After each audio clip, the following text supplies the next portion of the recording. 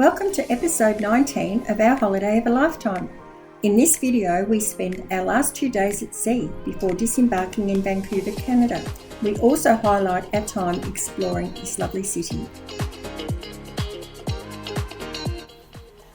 Well, hello, I'm Rhonda. And I'm Andrew. And welcome to episode 19 of our holiday of a lifetime.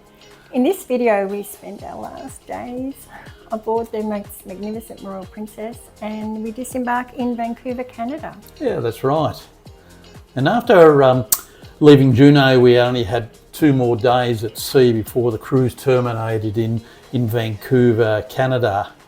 Ship life had really become the norm for us, which you would expect after 40 plus days at sea.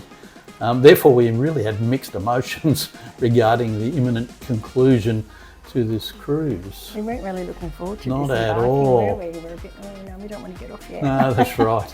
But the ship's onboard activities, even though for just 2 days to go, they remained in full swing and absolutely no sign of them abating, were they? No, they were like it was the first day of the cruise. It was just like, just another day on a ship for them. There it was. And look, there was this huge big Jenga competition between the ship's officers and the passengers, which had actually attracted quite a lot of people, didn't it?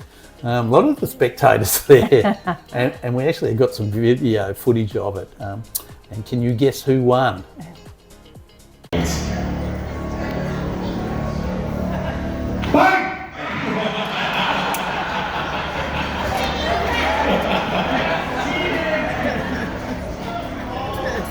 You're giving this poor lady anxiety down here. Oh, it's looking good. It's coming around this side. Steady on, my lovely, steady. Look at this. Hang on, wait. Let me just check your pulse. Are you okay?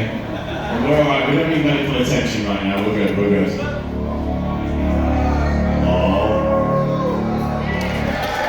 Alright. Can you reach? One hand.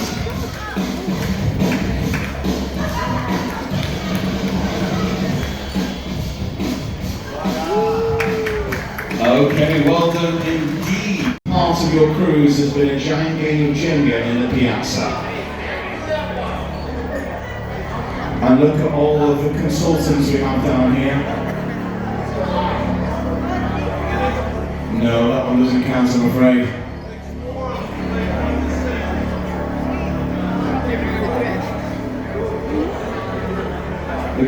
They want to try and remove 2. Follow the trick from the other day. You can try if you like, my friend, you can try. We tried to make a 2, but it wasn't quite there, I'm afraid. Commiserations to our officers and congratulations to our guests remaining victorious down here. Oh, the officers just made this so entertaining, didn't they? Oh, gosh, they were funny. Oh, they were. And even the passengers got right in on the swing of things and everything. And anyway, it was a fun thing to watch and for half an hour. Oh, It was great. Now, you sort of just had to hang around, didn't you? Because you wanted to actually see who was going to win. That's right. The Executive Chef, Robert April, who we did get to meet on several occasions. Got our picture with him a few times, didn't we? He put on a cake display which showcased some magnificent desserts baked by the pastry chefs on board.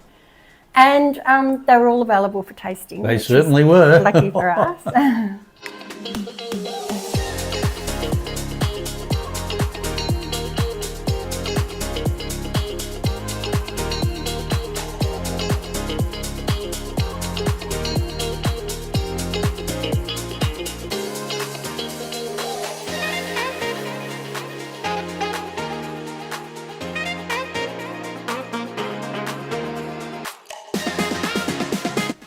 Look, we've never seen so many beautiful cakes, and it was so hard to choose which one that we could try. Well, we could have tried many, but we'll only try one. Oh, well, it was about 30 or something.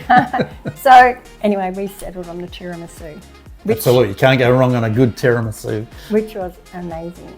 And wasn't Roberto, this was his last cruise on the Royal Princess, wasn't it? So it was. Apparently they told us that he had been poached by some princess. Oh, that's so right. he was going off to Sun Princess.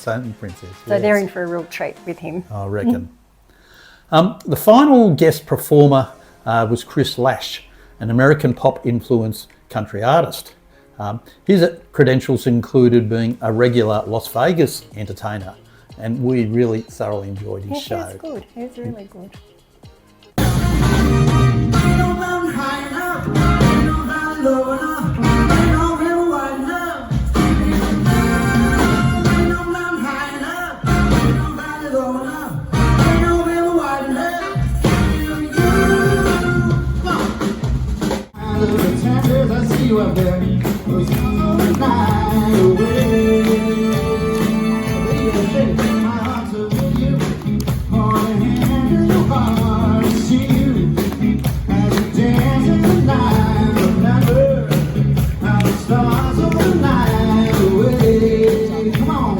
Anyway, Andrew happened to celebrate his birthday on the second last day of his ship, and Maureen, our lovely waitress from the concerto, was well aware of this, and she mentioned to us that she had planned a little surprise for you. She did. She did. And for the viewers who've been following our video, you'll be aware of just how special this Maureen has been to us. And anyway, after enjoying a lovely lobster dinner, a few of the dining staff came around and started singing Happy Birthday. Wish you a Merry Christmas and a Happy New Year. Wait, it's birthday. Birthday. Merry Christmas, Happy New Year. Okay, we're gonna sing a happy birthday song to Mr. Andrew. Happy birthday to you. Louder. Happy birthday to you. More louder. Happy birthday, dear Andrew. Happy birthday to you. Now go faster. Happy birthday to you. Happy birthday to you. Well, that was just amazing to me. It's special to actually celebrate your birthday on a cruise ship and have the reception that they provided. Mind you, I don't want to sound ungrateful, but as soon as he started playing his guitar, I thought, oh, God, that needs tuning. But I trust you to notice that. But no, it was just But it was lovely because we sort of felt like you were being sung happy birthday to by our friends. Yeah, that's right. Oh, the final day was spent packing. Yeah, final day. Yeah. Oh, sadly, we'd hoped that this day would never come, but unfortunately, all good things come to an end.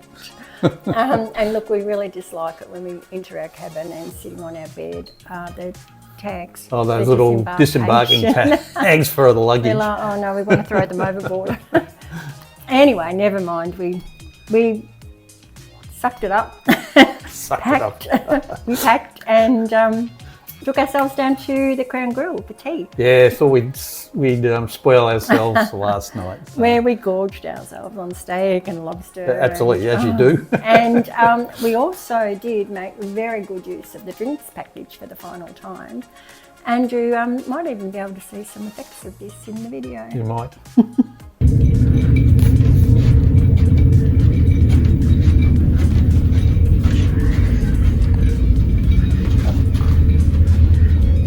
Drunk on it.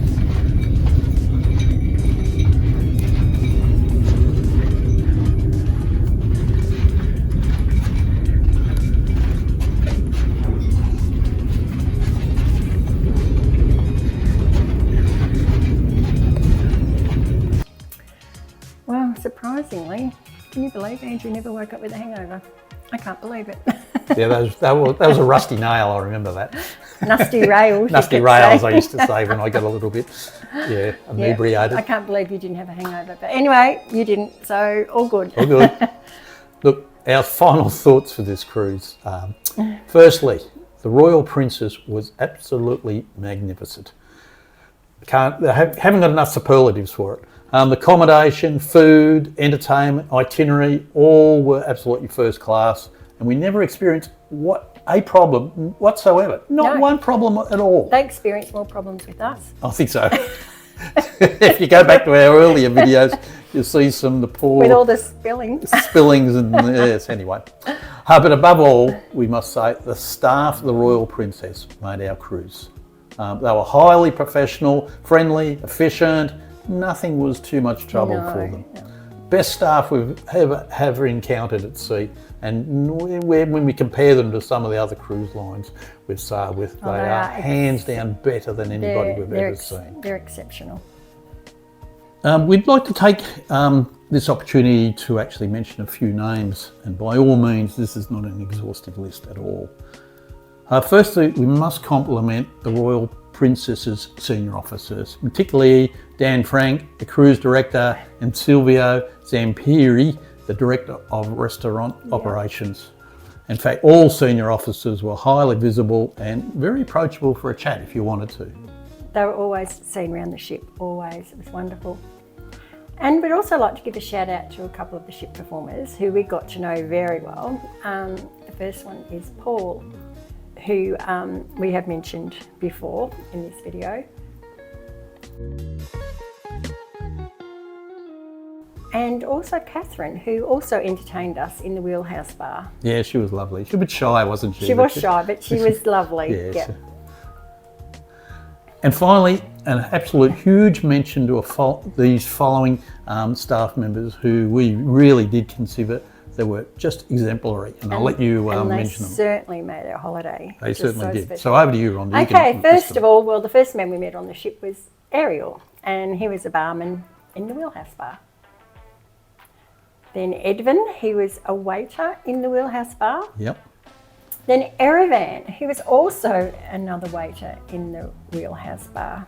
Surprising how all those people we know are in the Wheelhouse Well, that's right. And then, Dennis, who was our lovely drink waiter in the Crooners Bar.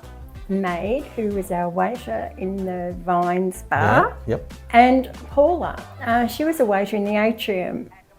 And this lovely, lovely lady, or young girl, she was so excited one day because she had just received her 5-year employment badge. Yeah, she had her anniversary. She'd just been working. Yeah, So she came running in up to us, that's right. Guess so, what I've been doing? She was so excited. And of course, Roland, who was our waiter in the Vines Bar. And Chan, who is a lovely waitress and head waitress in Concerto. And Frances, who was a lovely lady who was a cleaner. And there was someone had put on Facebook one day and a mention of Frances and had a photo of her, and we happened to see this on Facebook. So we took the photo down to her and showed her, and she was so excited, and she was going to show her family back in the she took a Philippines. photo of our Facebook. That's right. And she was going to show her family back in the Philippines.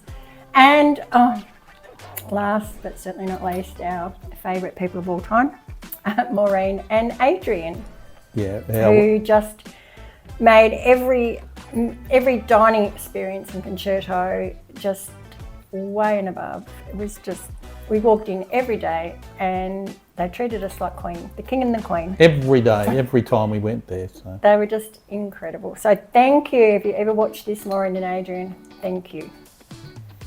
Well, okay, the day's come. We have to disembark. Yes, we have to disembark this magnificent ship.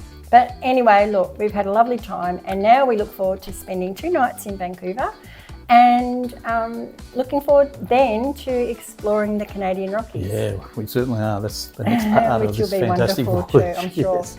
Anyway, our accommodation was at Sandman Hotel. We had a standard room, but it had recently been fully renovated, and it was really actually quite nice and comfortable, wasn't it? It was lovely.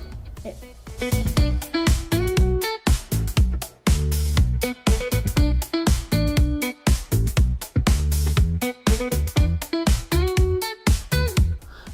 We didn't have any specific tours planned, so we just decided to explore the city on the first day.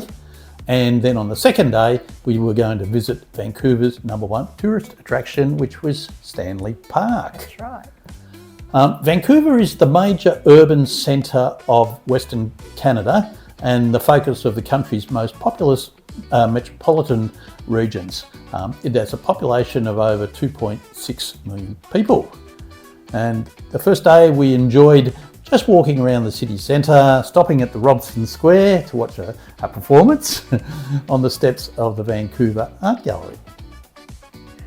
One thing we noticed when we were walking around Vancouver is, because we come from Melbourne, Australia, it felt very much like we were walking around Melbourne. It was. It had a real Melbourne feel Yeah, it did. about It was. It was very, very much the same, wasn't it? Yeah, it's incredible how much it felt like Melbourne. Yeah.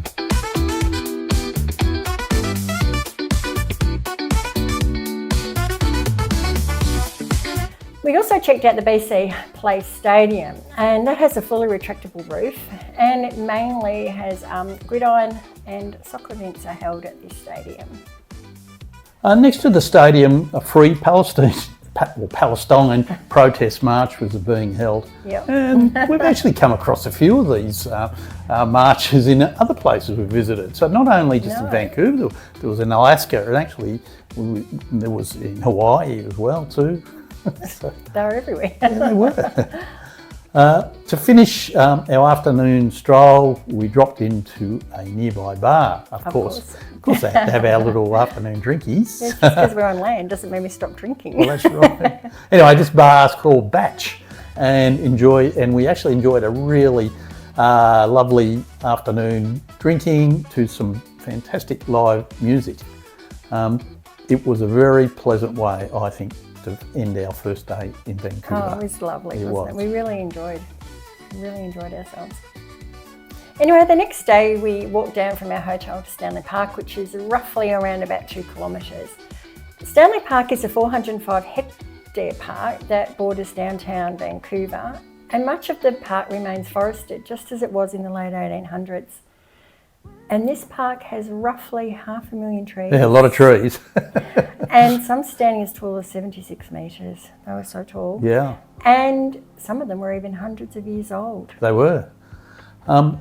We strolled around the interior gardens of the park because that's just beautiful, with lots of early springtime flowers starting to boom. Yeah, I think bloom, I should say. That's right. I think we arrived at the right time because all we the spring certainly flowers did. were Yeah, coming out. just- It was very pretty. It was.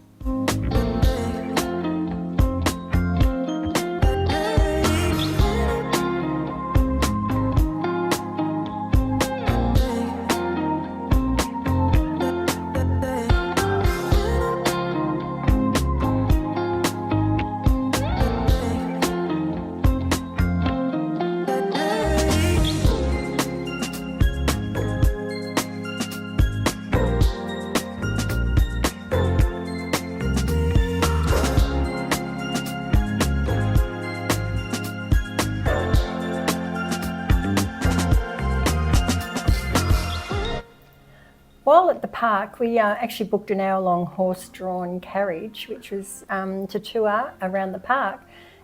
It actually cost about $76 Canadian, but it was well worth it. It was fantastic. And the driver fully narrates the tour around the park.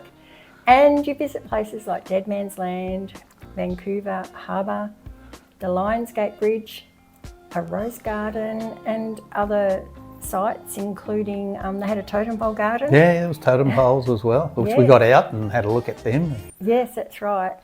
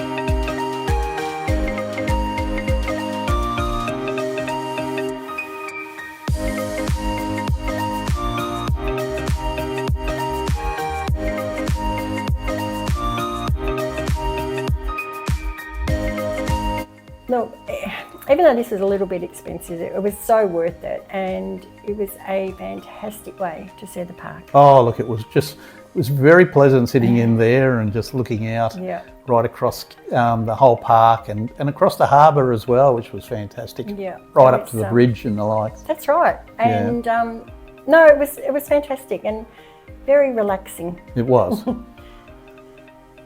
And after spending most of the day, we actually spent nearly all day at that park. We meandered back to the hotel, but this time we went via the Cole Harbour foreshore route, which was very picturesque. We've had a couple of lovely days exploring Vancouver, and actually early next morning we have a flight to Edmonton to board a coach ride into Jasper in the Rockies. Gosh, we can't wait. So excited. So that. Look, thank you for watching this video, and we look forward to bringing you adventures in the Canadian Rockies. Yes. So see you again in the next video. We hope you enjoyed episode 19 of our trip of a lifetime. In our next video, we make our way to Jasper and spend a day exploring the spectacular natural treasures of the largest national park in the Canadian Rockies.